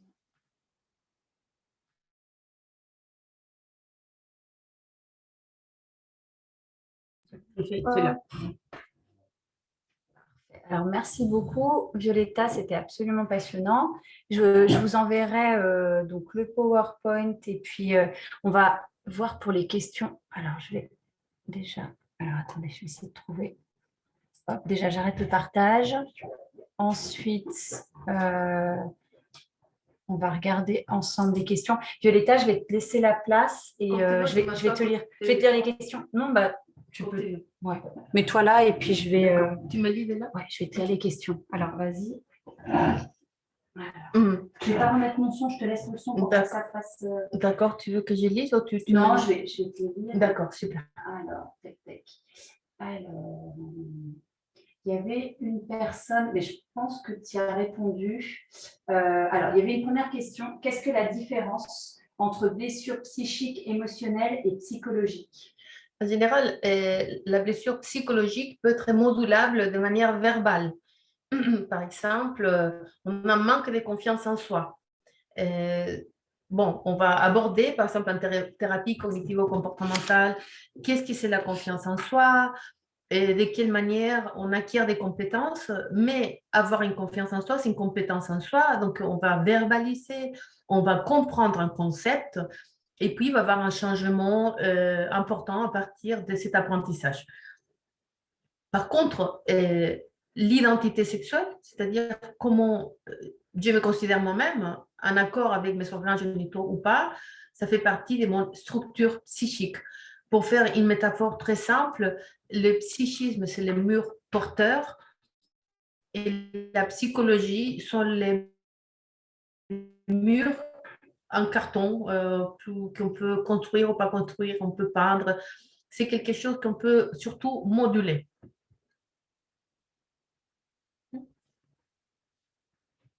Alors, il y a également... Juste, pardon, ma réponse s'adresse évidemment à pas des spécialistes. Hein. C'est une réponse pour public général. Et voilà, mais je pense que c'est suffisant dans ces cas-là. Je vais te laisser si tu peux remettre tes écouteurs. Il y avait... alors, tu as répondu un polytrauma à la place de l'EMDR. Vous recommanderiez quoi? Donc ça, c'était dans le début. Hein. Je pense que tu en as bien parlé avec l'ICD après. Oui. Et est-ce que tu peux couper juste ton micro? Alors, comme ça. Et, alors, je vais regarder également encore vos questions. N'hésitez pas à en poser dans le chat. Violetta, je voulais être sûre. Tu as parlé de l'EMDR, tu as parlé de l'EFT. Est-ce que tu as parlé également de l'hypnose? Moi, je sais que c'est une thérapie. Alors, j'ai fait l'ICV aussi. C'est une thérapie qui est vraiment super, très efficace. Et l'hypnose, je sais que ça m'a aidé également. Alors, quand on parle d'hypnose, on a peur de perdre le contrôle. C'est pas du tout ça. L'hypnose, c'est vraiment, on est plus dans un état de relaxation, mais on perd pas du tout le contrôle. Il n'y a pas du tout ça. On fait pas ce qu'on veut de notre corps du tout. Est-ce que tu veux en dire plus? Oui, en fait, on pense l'hypnose avec cette mise en scène dans un cirque dans lequel la personne est complètement un objet de quelqu'un d'autre qui fait ce qu'il fait avec. C'est pas ça. L'hypnose ericksonienne permet d'avoir un état de conscience plus profond. C'est un état de relaxation profonde en général et on vient poser des idées positives concernant en première instance les lieux de sécurité psychique, c'est-à-dire je suis bien, je suis ici, je suis en sécurité. Ce qui peut être accompagné d'une image, par exemple être au milieu d'un arbre ou être sur un nuage ou être dans un endroit agréable, etc. Et le professionnel va aider la personne à qu'elle recommence de nouveau à se sentir en sécurité dans son corps. Ça, c'est le premier objectif. Il peut avoir aussi, avec un état d'hypnose, une réélaboration des mémoires traumatiques. Par exemple, on va réimaginer une réscénarisation qui s'appelle de la scène traumatique. On va rentrer dans un souvenir traumatique. On va dire oui, on est dans le couchement. La personne s'approche avec le scalpel et on va sentir que le scalpel se transforme dans un nuage et disparaît. Donc, on va faire que la personne puisse sentir que les objets, les éléments présents dans la situation traumatique peuvent être modulés dans la couleur, dans la texture, dans la température, dans sa taille, de telle manière que la personne ne se sent pas envahie par le souvenir traumatique, mais qu'il puisse sentir qu'il a le contrôle sur cet imaginaire traumatique. Ce n'est pas imaginaire, c'est une vécu réelle, mais pour ne pas continuer à porter dans sa tête cet imaginaire traumatique de que cela a été terrible et qui peut encore et encore et encore continuer à se reproduire.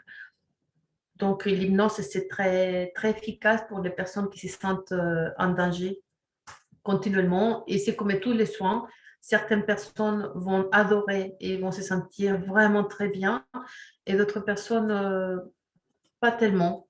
Parfois parce qu'ils ne sont pas convaincus que c'est important. Je coupe encore mon micro. Alors, il y a une personne, merci Violetta, une personne souhaitait poser sa question à l'oral, donc n'hésitez pas. Oui, c'est moi, bonjour. Vous m'entendez? LB. Ah, je ne sais pas si vous m'entendez. Allô? Alors, vous pouvez ouvrir votre micro. Oui, je l'ai ouvert, mais est-ce que vous m'entendez?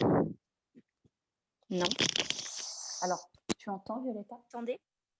On entend pas. Ah, vous m'entendez, d'accord. Parce que je vois que la personne a ouvert son micro. Oui. Ah, vous avez. Okay. Allez-y, on vous entend. Ok, bonjour. Avant de poser ma question. Parce que tu as coupé le son de ton ordinateur. Ok, c'est bon? Ok. C'est bon pour tout le monde? Oui, oui. Bonjour. Avant de poser ma question, je voulais juste partager deux infos qui, moi, m'ont été très utiles.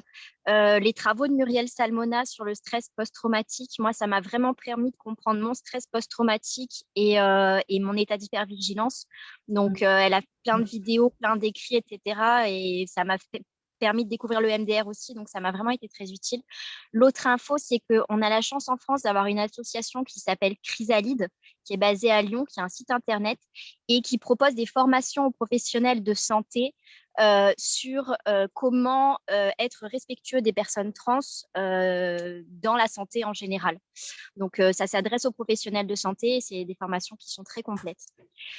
Pour ma question, en fait, moi, j'ai pas eu d'accouchement, mais par contre, dans mon suivi gynécologique, j'ai eu une seule gynéco qui était respectueuse du consentement. Tout le reste, je suis allée de catastrophe en catastrophe. En m'approchant des sages-femmes, par contre, je me suis sentie beaucoup plus respectée et écoutée. Mais de temps en temps, j'ai besoin de retourner chez les gynécos et à chaque fois, c'est un gros problème. Et je me suis rendu compte qu'à chaque fois que je vivais un problème avec un gynéco, j'arrivais pas à lui expliquer que ça n'allait pas ce que j'étais en train de vivre. J'étais en mode fuite, partir le plus vite possible. J'arrive pas à aborder le sujet. Donc, je m'étais dit, il faut que j'anticipe. Et typiquement, une des choses que je m'étais dit d'anticiper, c'était de dire tout de suite, je vous dirai quand je suis prête pour que vous introduisiez quelque chose en moi. Et je n'arrive toujours pas. J'ai beau savoir que je suis tellement dans un état de stress à chaque fois, je n'arrive pas à anticiper et à dire, je vous dirai quand je suis prête pour typiquement poser les choses dès le départ et que, voilà, que cette limite-là ne soit pas dépassée. Est-ce que vous auriez des petits trucs pour justement arriver à se préparer un peu mieux et à anticiper pour ne pas être de nouveau confronté à des violences? Oui, merci beaucoup. Je pense que le mieux, c'est déjà faire indirectement la formation de professionnels, donc dire bonjour, j'ai eu un stress post-traumatique diagnostiqué, donc l'examen gynécologique réveille en moi des mémoires traumatiques. Je vais le dire comme ça, si vous connaissez Muriel Salmona, la docteure Muriel Salmona, vous pouvez demander comme ça, ou vous pouvez l'amener écrit dans une carte. Docteur Muriel Salmona et les références de son site mémoiretraumatique.org. On va éteindre le son. Ici. Maintenant, c'est bien? Oui, on m'entend? Ok. Je dois tout répondre? Je crois que c'est pas coupé. Moi, j'ai tout entendu, mais je sais pas. D'accord, allez-y alors. Pardon. Maintenant, c'est bon? On m'entend? Oui, oui. Non? Si, pardon, vas-y. Oui, c'est bon. C'est Ok. bon. Donc, c'est pour dire, et une chose, c'est de pouvoir écrire dans une carte le nom, Dr Muriel Salmona, et le nom de son site, mémoiretraumatique.org, et dire comme ça, j'ai vécu un stress post-traumatique, j'étais diagnostiquée d'un stress post-traumatique, ou j'ai un diagnostic de stress post-traumatique, lié aux violences gynécologiques. Et pour moi, c'est terriblement stressant de venir ici aujourd'hui pour cette consultation. Et je ne veux pas que vous pénétrez mon corps sans mon accord, sans mon consentement, c'est la loi. Donc, je vais vous dire quand je serai prête pour que vous le fassiez. Voilà, c'est très explicite. Ok, effectivement, l'écrire, ça peut me permettre de penser à donner la carte et tout. Ouais. Merci. Oui, maintenant, oui. Oui. Oui, je disais, effectivement, de l'écrire, ça peut me permettre de penser à donner la carte, même si je suis stressée, et voilà, de gérer le truc en amont. Merci, c'est une bonne idée. Comme ça, le praticien va savoir aussi que vous avez fait une anticipation. Et du moment qu'il y a un document écrit, en général, il le prend beaucoup plus au sérieux. Parce que du point de vue légal, c'est un objet où vous savez communiquer. Donc, s'il ne le fait pas, vous savez la preuve de dire, moi, je l'ai montré ça à mon praticien. Et il n'a pas tenu compte. Merci beaucoup. Et merci pour cette réunion. Merci, Sonia. C'est pas Sonia, si tu veux. Alors, je vais voir s'il y a d'autres questions. N'hésitez pas à en poser.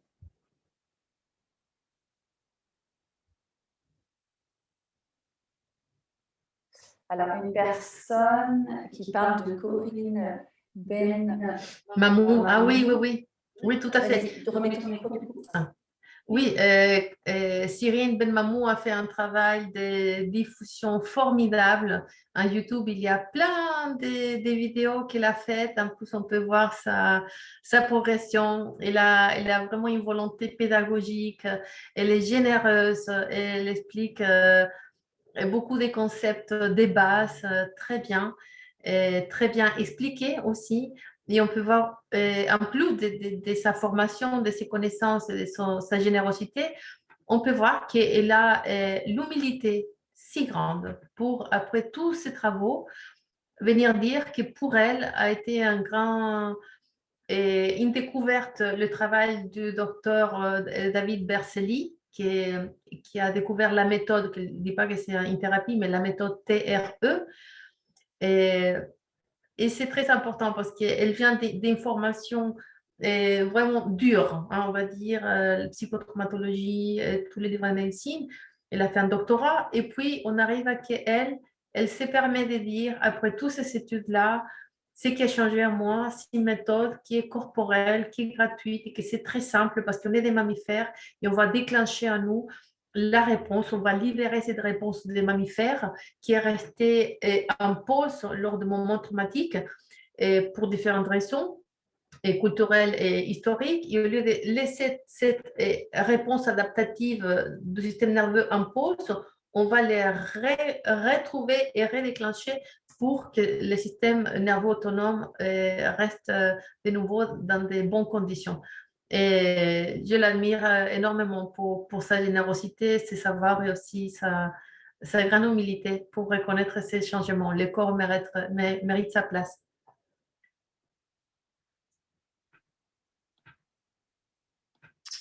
Alors, excusez-moi. Une personne qui dit merci beaucoup pour ce séminaire que je trouve très complet. Je me rends compte que j'ai passé mon adolescence en stress post-traumatique, maladie gynéco et violence sexuelle. Mais évidemment, en tant que jeune femme, je manquais tellement de moyens pour me faire aider. Avez-vous des ressources aptes pour les jeunes femmes adolescentes? Oui, la première chose, c'est bon. La première chose, je trouve que c'est trouver une association. Pourquoi? Parce que ça donne des repères. Ça, je trouve que c'est important. Pour les violences sexuelles, par exemple l'inceste, il y a l'association Reviero. Pour d'autres types de violences sexuelles, il y a plusieurs en France. Il y a l'association En Parler, l'association Les Résilientes, l'association Allegria. Il y a par exemple un livre qui est sorti, la créatrice de l'association Les Résilientes, et c'est Lors de nos cicatrices, se libérer et se reconstruire après des violences sexuelles. Et je trouve que ce livre est important parce que ça a une partie qui c'est des témoignages, et il y a une autre partie de son parcours. Il y a certaines feuilles, certaines pages qui sont un travail personnel, par exemple, se libérer par les pardons. Et c'est très personnel, hein. Par rapport au sujet de pardon, il y a des personnes qui croient qu'il doit faire partie d'un parcours de soins. Moi, je pense que d'abord, il faut libérer la rage, la tristesse et les pardons, on verra plus tard.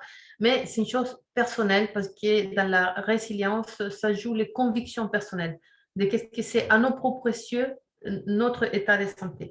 Donc, en tout cas, il y a autre partie, comment changer les habitudes, réveiller la gratitude en soi. Donc, c'est une perle parce que c'est quelqu'un qui, d'abord, a pris soin de ses propres blessures et puis il s'est posé la question, comment j'ai fait pour aider d'autres personnes qui étaient seules, isolées. Elle a vécu dans les silences pendant des décennies, toute sa jeunesse. Elle a parlé à personne de tout ce qu'elle souffrait. Donc, je pense que ça pourrait faire écho à votre silence, à votre histoire. C'est une grande valeur. Et il y a un autre livre, c'est bon, c'est pour les victimes aussi, c'est relever d'un traumatisme, réapprendre à vivre et à faire confiance. C'est de Pascal Brion, la Canadienne.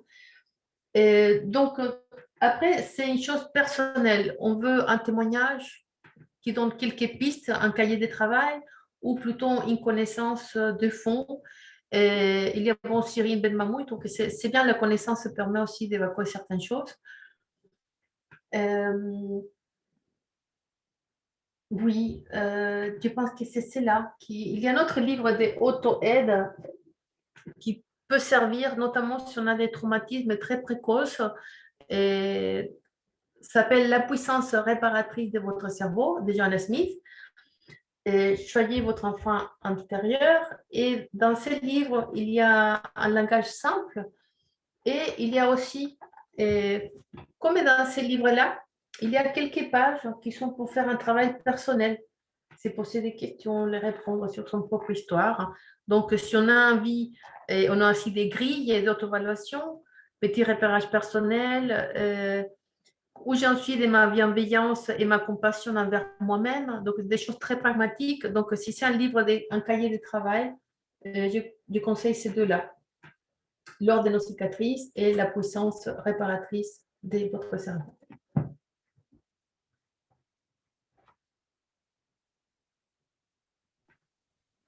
Donc, merci infiniment, Violetta, pour cette présentation. Si vous avez encore quelques questions, n'hésitez pas. Dernière question pour moi. Voilà, on va devoir clôturer, mais n'hésitez pas. Voilà, si vous avez encore une question, vous pouvez la poser dans le chat. Et puis sinon, n'hésitez pas, vous envoyez sur notre mail stopvogue@gmail.com. Et sinon, Violetta, est-ce que tu as donné tes coordonnées? Ah, non. C'est important. Donne dans le chat, je te laisse écrire tes coordonnées. Et je vais te... Alors, je lis la dernière question.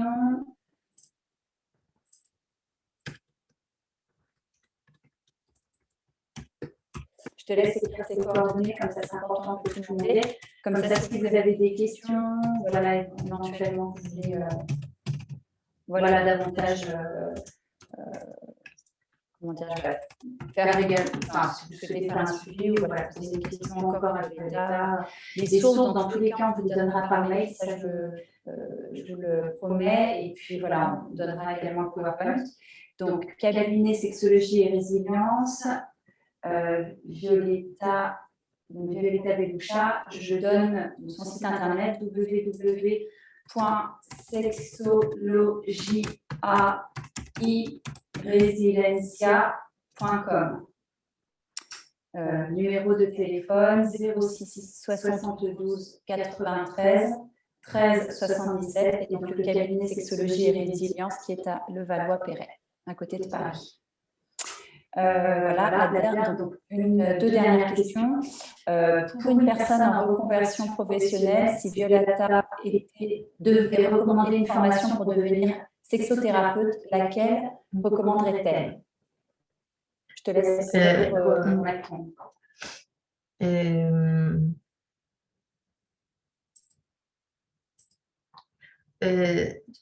Je vais être sincère, hein, parce que je ne sais pas faire autrement. Je sais pas... La diplomatie, ce n'est pas mon point fort. Alors, ça sert pour parler sexualité parce que je veux parler facilement des choses, je ne me sens pas gênée. Et sincèrement, il n'y a aucune que je recommande, même pas ce que j'ai fait. Je trouve en général les bibliographies très déficitaires. Je trouve que Freud il a une emprise trop grande encore dans 2021 dans les programmes, les contenus. Je trouve que c'est inadmissible de parler d'envie de pénis et de ne pas avoir une perspective des genres. On s'est dit ça que cet homme qui était brillantissime pour comprendre l'inconscient, c'était aussi un homme de son époque, avec un patriarcat, avec des thérapies de reconversion avec l'électrochoc, avec une masturbation des femmes faite par des vibromasseurs électriques qui faisaient les 30% des gains des psychiatres. Donc, c'était une époque où la clitoridectomie, c'est-à-dire la mutilation génitale féminine, s'est faite pour traiter l'hystérie. Et l'hystérie, c'était en fait se masturber ou avoir une position un peu d'opposition vis-à-vis du mari, qui c'était à l'époque les chefs de famille. Donc, je crois que sincèrement, commencer une bibliographie de toutes les sexologies où Freud et les alpha et oméga, moi, je trouve déjà qu'il y a un grave problème d'ignorance et de manque de perspectives culturelles. Et j'ai lu dans les manuels de sexologie, que c'est un des piliers de ma propre formation même, édition Elsevier Masson. Il était édité le livre en 2014, réédité en 2019. Il y a des passages qui sont sexistes. Donc, je crois que, par contre, tout, comme on dit aujourd'hui, hein, il n'y a pas de mauvais combats. Aujourd'hui, bon, c'est ce qu'est une école de vie. Il n'y a pas de mauvais combats. C'est-à-dire que si vous faites une formation, même s'il est défaillante du point de vue bibliographique, si vous avez une curiosité, si votre rayon bibliographique chez vous, il est large, si vous écoutez les victimes à travers différentes associations, c'est pas grave si votre formation professionnelle est déficitaire. C'est pas grave si votre formation, vous trouvez un professeur qui ne parlait pas des clitoris en 2021. C'est pas grave si on ne vous montre pas des planches d'anatomie ou vous connaissez les plexus découverts. c'est pas grave parce que vous aurez d'autres sources d'informations. Donc, je pense surtout que pour quelle que soit la formation d'un sexothérapeute en 2021, il doit comprendre qu'une, sa formation va avoir des défaillances et qu'il pourrait avoir une vision très, très macho de la vie et de la sexualité, et que les principaux experts des souffrances sont les victimes elles-mêmes, et que du moment qu'on les écoute et du moment qu'on sait que le corpus bibliographique peut répondre ou pas de manière adaptée à la vie réelle des femmes ou des patientes, et je trouve que déjà, on peut être un bon thérapeute, de savoir écouter.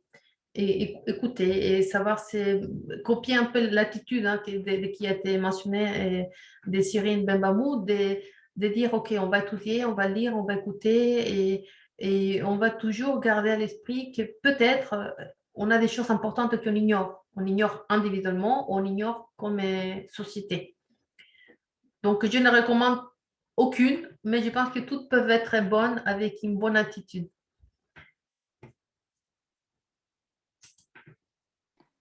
Merci Violetta. Il y a une dernière. Alors, et puis je ferai le parallèle avec ce qui est de l'ordre des formations des sages-femmes, notamment concernant la physiologie. Il manque beaucoup de choses pour qu'il y ait le respect justement de la physiologie, respect des choix, respect des projets de naissance. Il y a énormément à dire de. C'est une formation qui est peut-être trop médicale, trop tournée vers le médical, alors que voilà, une partie des accouchements se passerait bien mieux avec un respect de la physiologie et du rythme. Donc, on rencontre un peu le même problème, Violetta, de sages-femmes qui nous contactent, d'étudiantes sages-femmes qui ont conscience que leur formation est complètement incomplète et voilà, qu'elles apprennent des choses qui ne vont pas forcément leur servir ou qui sont erronées. Et elles se forment beaucoup par elles-mêmes. C'est vraiment le retour qu'on a aussi pour les formations de sages-femmes. Alors, il y a une dernière question. Violetta, auriez-vous des références sur les VOG lors d'un avortement? Je crois que dans les livres... Oui, je l'ai répondu. Je crois que dans le livre Nos corps nous-mêmes, je l'ai montré. Et Nos corps nous-mêmes. Je crois que c'est un grand livre. Je ne l'ai pas vu, ça me dirait. Ah, non, c'est magazine. Non, il n'est pas là. C'est notre corps. Non, je l'ai passé. Nos corps nous-mêmes. Je l'ai passé. Voilà. Ah, voilà. Il est là. Notre corps nous-mêmes. Il y a un moment où on parle de IVG. Forcément, parce que c'est un des droits les plus bafoués, les droits de pouvoir vivre son corps comme on veut. Et surtout, on n'est pas amener un enfant au monde si on ne se sent pas capable de l'accueillir, on n'est pas dans de bonnes conditions. Je veux dire, conditions d'accueil, je ne dis pas conditions socio-économiques, mais être vraiment capable de dire j'amène un enfant au monde, je vais l'accompagner, m'attacher à lui, le protéger, faire de mon mieux. On n'est pas capable. Ou on ne veut pas. Que c'est une manière de ne pas être capable. On ne le sait pas. J'ai cherché la page, je ne la trouve pas. Mais je suis sûre qu'il y en a parce qu'on ne peut pas ne pas parler d'IVG. Ça ne me vient pas à l'esprit un livre spécial sur l'IVG. Moi, je ne l'ai pas trouvé. C'est ça la question.